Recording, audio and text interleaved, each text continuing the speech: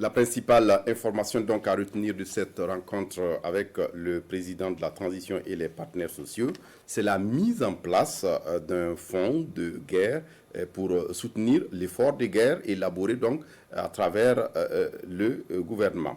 Comment ce fonds sera-t-il ravitaillé? Quelles sont les implications? On essaie de comprendre avec le ministre en charge de l'économie et des finances, Dr Aboubakar Nakanabo. Dans le cadre de la lutte contre le terrorisme, le gouvernement a décidé de recruter 50 000 volontaires pour la défense de la patrie.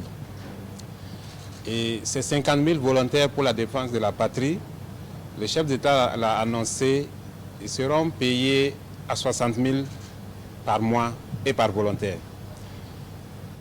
De ce fait, on évalue à 3 milliards le montant mensuel. Si vous faites 60 000 multiplié par 50 000 BDP, ça fait 3 milliards par mois. Et dans l'année, ça fait 36 milliards. Alors, en dehors de la prise en charge, il y a des armes qu'il faut acquérir pour qu'ils soient opérationnels sur le terrain. Il y a des tenues qu'ils doivent avoir. Il y a des engins qu'il faut acquérir pour ces volontaires. Il y a également du carburant. Et tout ça, évalué par le ministère en charge de la Défense, nous coûte 106 milliards. Aujourd'hui, vous le savez, il y a quelques jours, nous avons présenté le projet de budget. Il ressort un déficit de 600 milliards, qui est déjà un déficit assez grand. Et ce déficit ne prend pas en compte le recrutement des volontaires pour la défense de la patrie. Et de ce fait, nous avons pensé qu'il faut qu'on trouve une solution pour faire face à cette situation.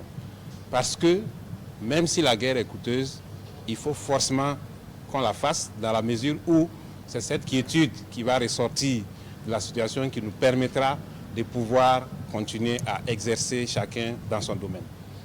Donc c'est pour cela qu'il a été réfléchi et proposé un fonds de soutien à la guerre qui doit nous permettre de lever 100 milliards pour l'année 2023. Et comment on peut alimenter ces fonds? Nous avons proposer plusieurs sources d'alimentation. La première source, c'est la contribution volontaire. Nous estimons que tous les Burkinabés peuvent, chacun à son niveau, apporter volontairement une contribution pour soutenir les forces qui sont sur le terrain. Et c'est cela justement que nous voulons que les Burkinabés puissent comprendre et qu'ils puissent adhérer à l'idée. Deuxième élément, étant donné que c'est 100 milliards qu'on veut lever, il est évident que les contributions volontaires ne suffiront pas. Il faut pour cela faire un certain nombre de prélèvements. Et c'est justement pour cela que nous avons eu la concertation avec les partenaires sociaux pour avoir leur compréhension, leur adhésion et qu'ils puissent échanger avec leurs bases pour qu'ensemble on regarde comment on peut faire en sorte de pouvoir lever ces fonds.